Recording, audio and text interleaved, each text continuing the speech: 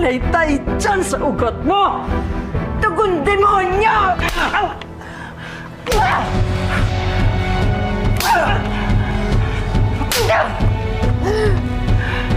Police Mayor! Naisip ko mabuti nang mamatay ako kaysa tanggapin ko ikaw mama ko. Ano sabi mo? Narinig mo yung sinabi ko, di ba? Sumulitin ko, ha? Di ka mabuti na! Di, tama na! Di, tama na! Kanino kaya? Kay Aramina? Kay Angel Locsin? O kay Annie Curtis? O ano ngayon? Para yan sa pang-aagaw mo sa asawa ko. At yan naman para sa mga anak ko na Pinagpalit niya kami dun sa babae niya. Buti nga namatay na siya dahil wala siyang kwentang ama. Ano ko ang klaseng anak? I'm sorry, Jamie. I'm sorry.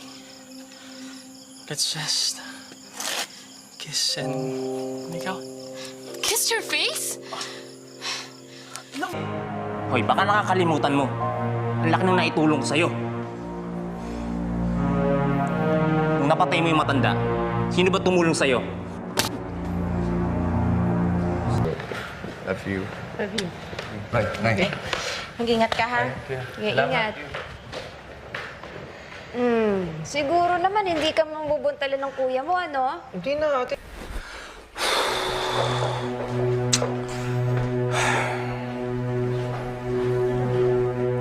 Sir Ferdinand, pwede ka...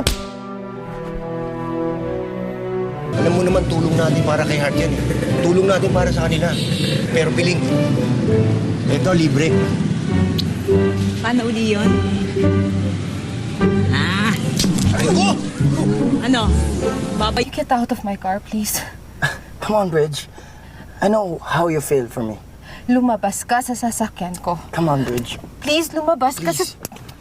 Lumabas ka! Carla, kung bakit tinitahan ka ng mga pulis at kung anong gusto mo gawin kay Jake, ayaw ka na, Greg! Inaubos mo ba yung pasensya ko? Ha? Hindi mo ako iwan.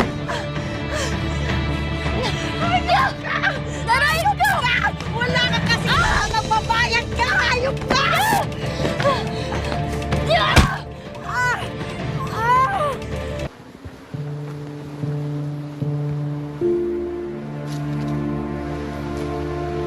Dina, Alex, anong ginagawa mo dito? Ha?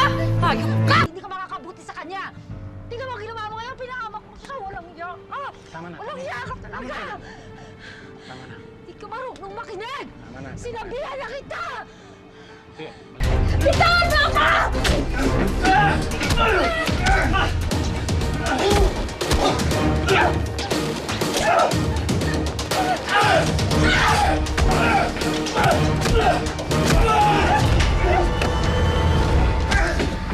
nang hinaharap ang aking nagigisnan.